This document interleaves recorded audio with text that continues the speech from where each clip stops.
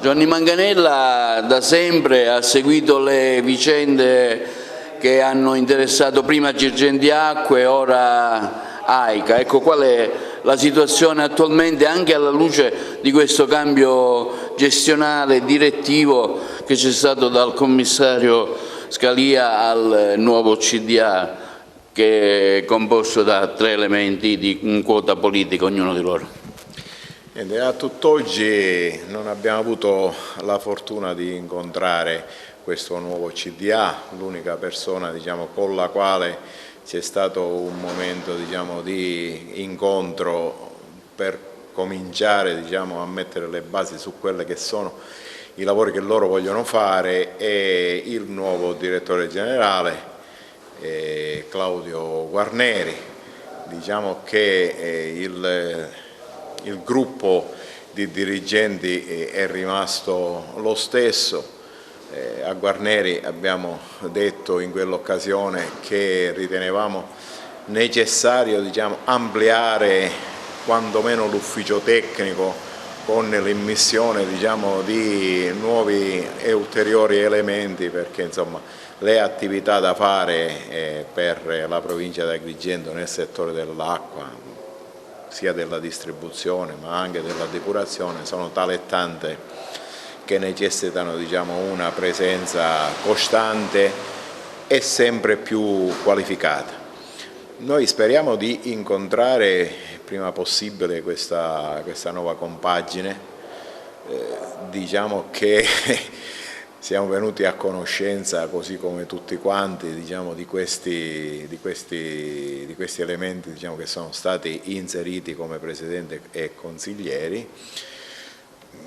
Non mi pare che ci sono state abbastanza critiche per il modo con cui sono state scelte le persone, che sembrerebbe siano soltanto venute fuori da indicazioni politiche. Poi magari ci sbagliamo e potrebbero essere invece delle persone che hanno delle competenze adeguate. Lo vedremo nel tempo. Certo che la situazione di AICA oggi è particolarmente complicata e difficile.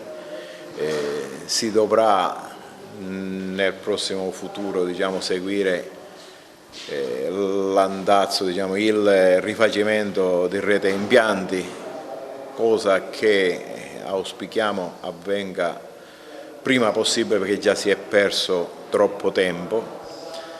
Agrigento, Sciacca e qualche altra realtà ha necessità di interventi urgenti di rifacimento della rete idrica e nello stesso tempo di ricondizionamento della rete anche fognana. Si sta dando un po' di impulso, mi pare di capire, a quelli che sono gli impianti di depurazione. Occorre fare di più, indubbiamente.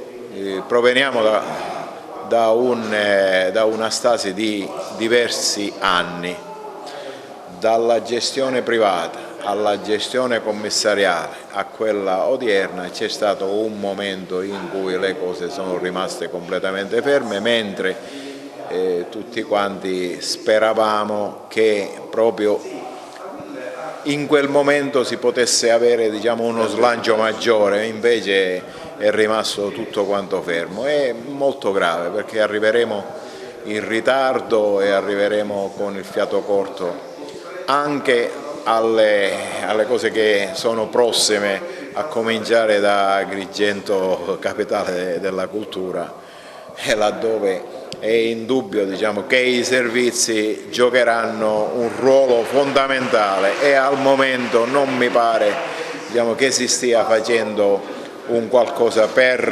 migliorare proprio i servizi, a cominciare dall'acqua, ma anche quelle che sono viabilità, pulizia e via discorrendo. La città non si presenta nelle migliori condizioni, e nonostante che tutti quanti tifiamo perché la cosa possa migliorare, qualche dubbio purtroppo lo abbiamo un po' tutti.